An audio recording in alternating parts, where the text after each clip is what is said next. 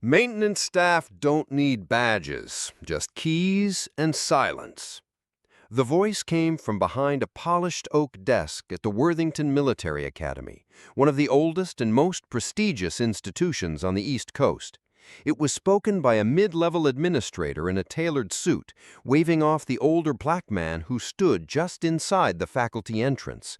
The man wore a dark green custodial uniform, clean but faded at the seams, and carried a ring of keys that jingled softly with every step. He didn't argue. He just nodded once, slowly, and turned away, disappearing down the side hall. His name was Eddie Jameson. He had worked at Worthington for 22 years. Every student knew him, not by title, not by position, just by presence. They knew him as the man who opened the library early when cadets needed a quiet place to think, the one who fixed the flickering lights without being asked, the one who left folded notes on whiteboards when someone had left a room a mess, notes written in precise, thoughtful language, always signed with a simple -EJ. What they didn't know was that before the ring of keys, Eddie had carried something heavier, the burden of decisions in the field. He had once worn stars, not patches, had written operational doctrines still taught in ROTC textbooks today, but he never mentioned it, and no one ever asked.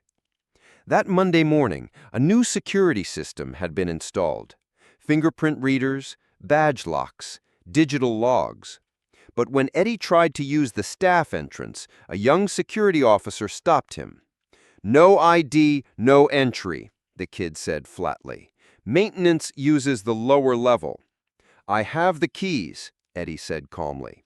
"I don't care if you got the keys to Fort Knox. Back entrance, use it." Eddie didn't protest. He'd faced worse at checkpoints with real danger. He simply turned back and walked the long way around the building. No one noticed. No one cared. In the faculty lounge, jokes were made. "I swear that guy's got a key to every door on campus, like a ghost, just shows up. Yeah, but why's he always writing stuff? He's a janitor, not the headmaster." One new teacher asked, "What's his actual name anyway?" The other shrugged. "Just Eddie, been here longer than the paint on the walls. Guess the school keeps him around for nostalgia." That afternoon, during a senior leadership seminar, the lights flickered, then dimmed. The speaker's projector went black. There was silence. Then the PA system crackled. "Please evacuate the building in a calm and orderly fashion. No alarms, no bells, just that calm voice, pre-recorded, triggered by a system breach." The staff assumed it was a drill, but Eddie knew better. He had seen these patterns before, when intrusions weren't digital and breaches meant lives. He didn't panic. He moved, quiet, precise, toward the East Wing. In the next part, the story will escalate as Eddie uncovers the real threat and acts to protect the academy without ever drawing attention to himself, revealing just a fraction of who he truly is. "That door's off limits. Maintenance doesn't handle security." The young security guard blocked the hallway, arms crossed, his expression equal parts nervous and arrogant. Eddie Jameson didn't flinch. He simply stopped, studied the door behind the guard, the one that led to the central server room for Worthington Academy's digital systems, and sighed. "I know what I'm doing," Eddie said, "and you don't." It wasn't a threat, just a statement, one that held the weight of a man who had navigated real emergencies. But the guard didn't budge. "You go through me, old man, and we'll have a problem." Eddie didn't raise his voice. He didn't argue. Instead, he reached slowly into his shirt pocket and pulled out a laminated card, the type that wasn't issued by the school. Black edge, holographic seal, outdated by design, but still recognized by any agency that mattered. The guard stared at it for a long second, then stepped aside. Eddie entered the server room and closed the door behind him. Inside, the hum of machines echoed like a chorus of quiet warnings. Something wasn't right. He could feel it. Not just in the blinking error codes or the jittering feed on the security cameras, but in his gut, a sixth sense sharpened by a lifetime of reading rooms and recognizing patterns. Lines of code danced across one monitor. Surveillance feeds flickered on another. One window showed a sequence of firewall blocks being overridden from an internal account. Someone wasn't trying to break in. They were already inside. Eddie pulled a chair to the corner and reached beneath the control desk. Behind a panel most IT techs wouldn't even know existed, he flipped a switch, one of 3 manual bypasses left over from the Academy's Cold War-era renovations. He didn't need the system to stop the threat. He was the system now. For 10 minutes he worked silently, disabling external access ports, rerouting security logs to a hidden partition, and isolating the data trail. When the override alert appeared, he was ready. A prompt: Identify admin protocol. Eddie typed Black Echo 9. The room went silent. All lights dimmed. Then one screen lit up with a schematic, a blinking red dot in the northwest wing. Student records. He stood and moved without hesitation. Down the hallway, a man in a gray maintenance uniform moved swiftly, avoiding cameras, keeping low. He wasn't part of the regular staff. Eddie would have known. The patch on his chest was wrong. The badge number didn't match any known series. He carried a small case. Inside, a data drive, a silencer, and something wrapped in plastic Eddie recognized instantly. An old FieldSat transmitter, military issue, obsolete but still deadly in the right hands. Eddie stepped into the hall and said simply, "You're done." He froze, then turned. Recognition flickered in his eyes. "EJ?" he said, stunned. Eddie nodded once. "I knew. You were never supposed to come back here, Travis." A long silence. Then he smirked. "I figured you were dead. I figured you'd sold out for more than this. What now? You walk out, or you don't walk at all." No yelling, no bravado. Just a quiet standoff between 2 ghosts who knew the language of silence and consequence. What happened next was never recorded on any security tape. No student ever heard about it. But Worthington Academy's system logs later showed a sudden spike in firewall activity, followed by a clean reset. And that night, while the campus slept, 2 sets of footprints crossed the snow behind the archives. Only one returned. "He's just the janitor. Why is he even in the staff meeting?" The words hung in the air like a sour mist, spoken by a junior administrator with too much ambition and too little tact. The conference room fell quiet. All eyes turned to the corner where Eddie Jameson sat, silent as always, a spiral notebook open in front of him and a pencil resting across the page. He hadn't said a word since the meeting began.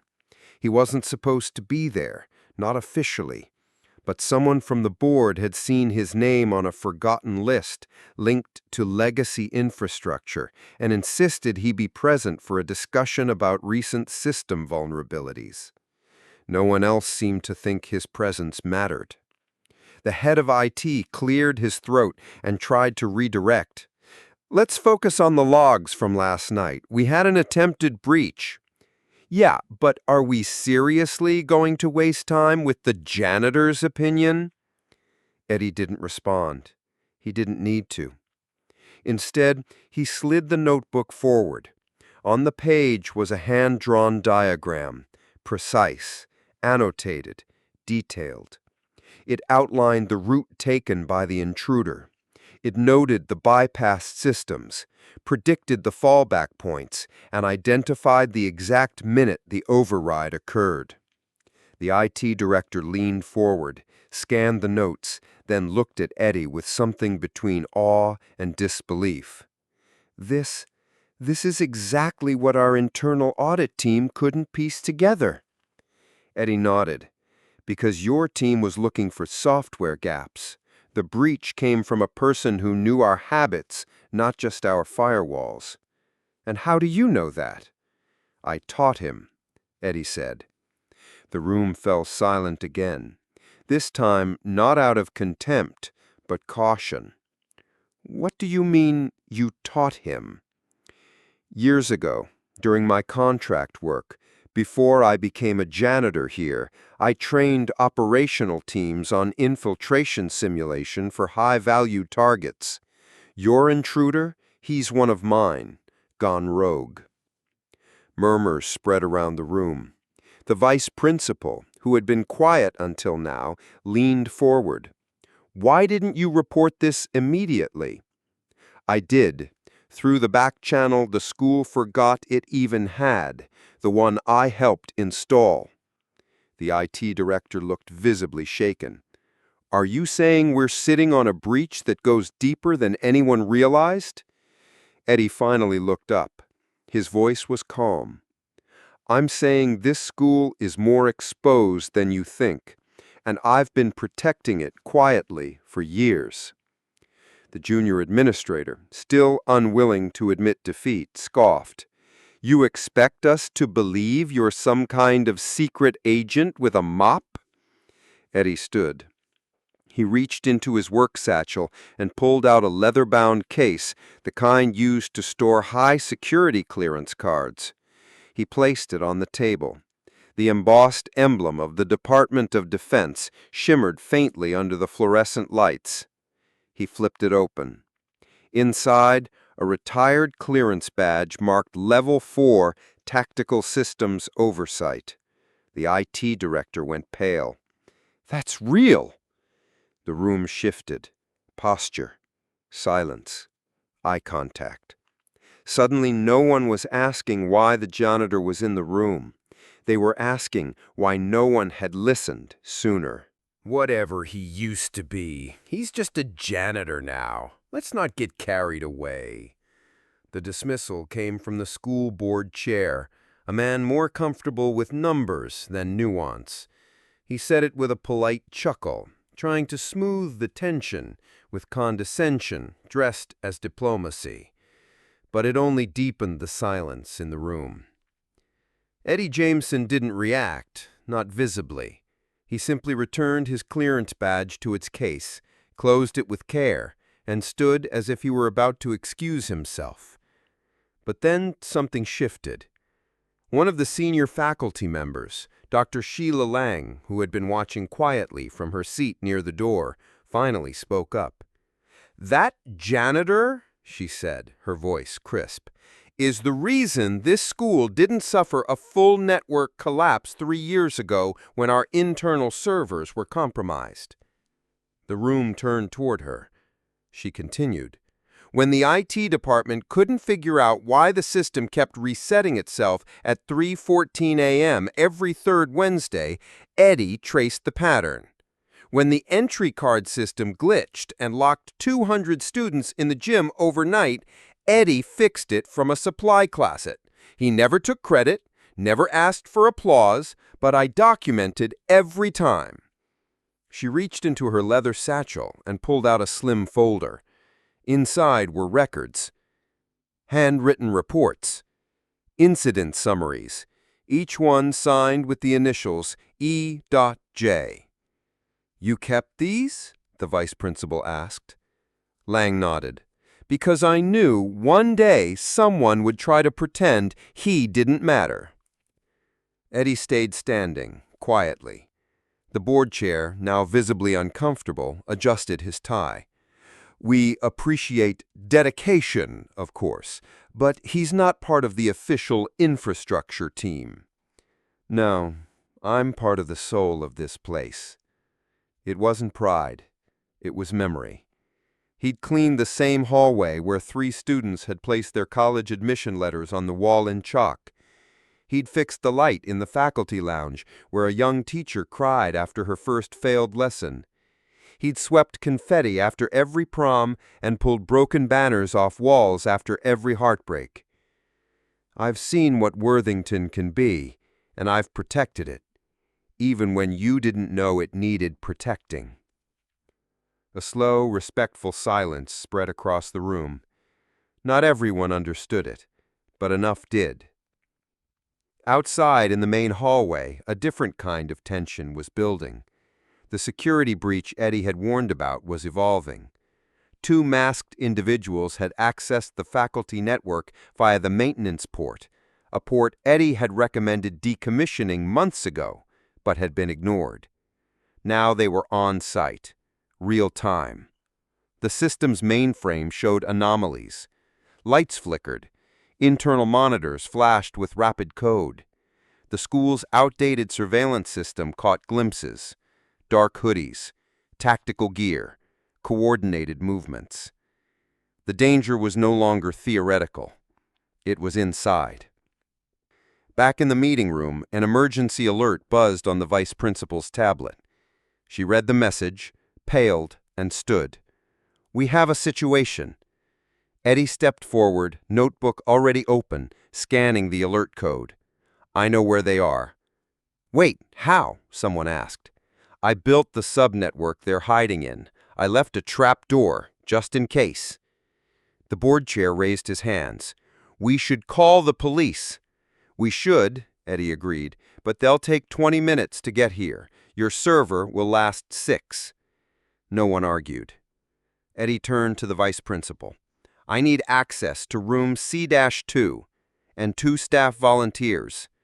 Dr. Lang and the young IT assistant, Josh, stepped forward. "Done." With that, Eddie moved. Not like a janitor. Like a man returning to a battlefield he never left. "You still think he's just a janitor?" the vice principal whispered, watching Eddie sprint toward the server room. The building shook with tension. Sirens wailed faintly outside as the automatic locks engaged, securing classrooms. Inside room C2, Eddie worked like a man possessed, bypassing firewalls, manually overriding locks, and rerouting digital backdoors. Josh stared wide-eyed, barely able to keep up. Eddie's hands moved with fluid precision, not hesitating for even a moment.